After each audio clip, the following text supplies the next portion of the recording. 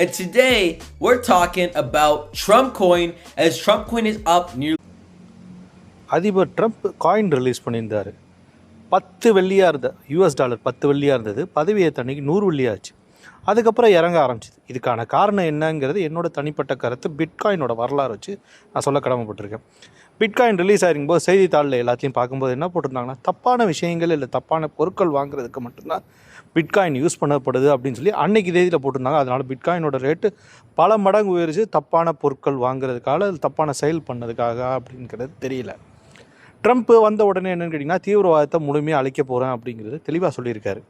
இதனால் இந்த பிட்காயின் வாங்குகிற அந்த தப்பானவங்க நிறைய பேர் வாங்காமல் இருந்தனால பிட்காயினோட ரேட் ட்ரம்ப்போடது குறையிறதுக்கான மதிப்பு இருக்குமோ அப்படிங்கிறது என்னோட தனிப்பட்ட கருத்து.